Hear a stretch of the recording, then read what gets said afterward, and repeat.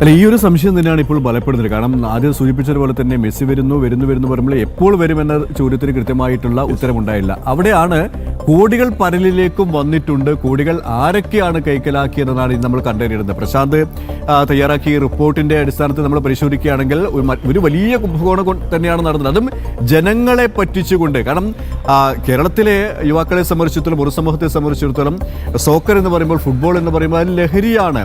അവിടെ Messi, Neymar എന്നൊക്കെ പറയുന്നത് പ്രത്യേകിച്ച് മലബാർ മേഖലകളിലേക്ക് പോകുമ്പോൾ അവരുടെ ജീവിതത്തിന്റെ ഒരു ഭാഗം തന്നെയാവുകയാണ്. അതിനെ സമർത്ഥമായി വഞ്ചിച്ചുകൊണ്ട്, കബളിപ്പിച്ചുകൊണ്ട് തങ്ങളുടെ പോക്കറ്റിലേക്ക് എത്ര കോടികൾ സ്വായത്തമാക്കാം, സ്വന്തമാക്കാം എന്നുള്ളൊരു ശ്രമമാണ് അബ്ദുൾ റഹ്മാനായി കഴിഞ്ഞാലും ഈ ആൻഡു ആയി കഴിഞ്ഞാലും എന്തിനും മുഖ്യമന്ത്രിയിലേക്ക് വരെ കാര്യങ്ങൾ നീളുകയാണ്. ഇന്ന് എം വി ഗോവിന്ദൻ പറഞ്ഞത് ഇതൊക്കെ ഒരു പുകമറ സൃഷ്ടിക്കാനാണ്. അങ്ങനെ ഒരു വഞ്ചന നടന്നിട്ടില്ല എന്നാണ്. കാരണം പുകമറ സൃഷ്ടിക്കേണ്ടത് അവരുടെ ആവശ്യമാണ്. കാരണം അവരുടെ കയ്യിലേക്കാണ് ഈ കോടികൾ വന്നിട്ടുള്ളത്. ഇവിടെ ഏറ്റവും ഒടുവിൽ നമുക്ക് മനസ്സിലാക്കാൻ കഴിയുന്നത് ഈ ബ്രോഷർ, ഈ അർജന്റീന ഫുട്ബോൾ അസോസിയേഷന്റെ ഒരു ബ്രോഷർ ഉപയോഗിച്ചാണ് ഈ ഒരു തട്ടിപ്പ് നടന്നത്. പക്ഷേ ഈ ബ്രോഷർ ആർക്കും തയ്യാറാക്കാൻ പറ്റും അല്ലേ? ഏത് പ്രസിന് അച്ചടിച്ചു കഴിഞ്ഞാൽ. അപ്പൊ ഇത് കാണിച്ചുകൊണ്ടാണ് ഇത് കേരള സർക്കാരും നമ്മുടെ അഖിലിനോടോ സിദ്ധുവിനോടോ പറഞ്ഞാൽ ഇതിന്റെ 10 ഇരട്ടി മാറ്റുള്ള ചെറിയ അക്ഷരത്തെറ്റുകൾ എവിടെയെങ്കിലും വന്നാൽ നമ്മൾ തിരുത്തി കൊടുത്താൽ അത് ശരിയാക്കുന്നു മാത്രം.